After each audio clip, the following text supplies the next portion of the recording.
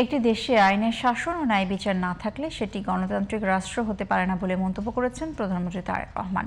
দুপুরে জাতীয় আইনগত সহায়তা দিবসে আলোচনায় তিনি বলেন, ন্যায় বিচার শুধু আইন আদালতের বিষয় নয়, এটি মানবিক রাষ্ট্র গঠনের মূল শক্তি। দীর্ঘ ১.৫ দশকের ফ্যাসিবাদী শাসনের পর গণতান্ত্রিক রাষ্ট্র গঠনের যাত্রা শুরু হয়েছে মন্তব্য করে প্রধানমন্ত্রী বলেন, ন্যায় বিচার নিশ্চিত করতে প্রয়োজনীয় বিধিবিধান সংশোধন করেছে সরকার। বিস্তারিত মনিরুজ্জামানের রিপোর্টে।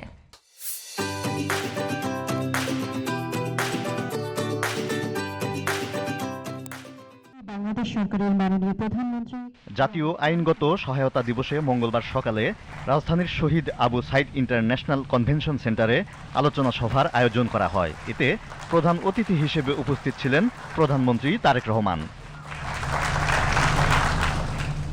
প্রধানমন্ত্রী বলেন, গণতান্ত্রিক যাত্রা সুসংহত করতে একটি রাষ্ট্রে ন্যায় বিচার প্রতিষ্ঠার বিকল্প নেই। যে রাষ্ট্রে আইনের শাসন, ন্যায় বিচার এবং মানবাধিকার নেই, সেই দেশ কখনোই একটি গণতান্ত্রিক মানবিক রাষ্ট্র হতে পারে না বা হয়ে উঠতে পারে না।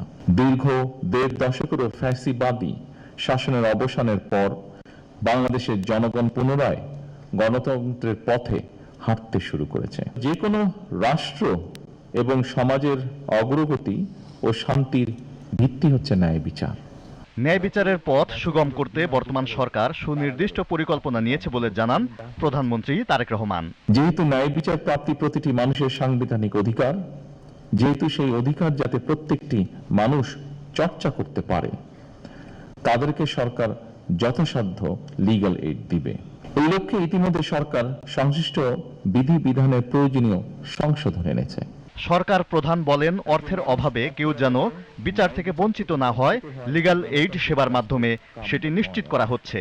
এই ব্যবস্থার মাধ্যমে ইতিমধ্যেই দেশের বিভিন্ন জেলায় কয়েক হাজার বা তারও বেশি হবে, হাজারেরও বেশি হবে, বিরোধ বিবাদ স্বল্প সময় এবং খুব কম খরচে আদালতের বাইরেই নিষ্পত্তি করা সম্ভব হয়েছে। অনেক ক্ষেত্রে কয়েক মাস বা বছরের পরিবর্তে বরং কয়েকটি বৈঠকের মাধ্যমেই সমস্যার সমাধানগুলো করা সম্ভব হয়েছে। লিগ্যাল এইড সেবার ফলে আদালতে মামলার চাপ কমেছে এবং আইনের প্রতি মানুষের আস্থা বেড়েছে বলে মনে করেন প্রধানমন্ত্রী তারেক রহমান। আল্লাহ হাফিজ। বাংলাদেশ জিন্দাবাদ। Moniruzzaman, GTV news, Dhaka.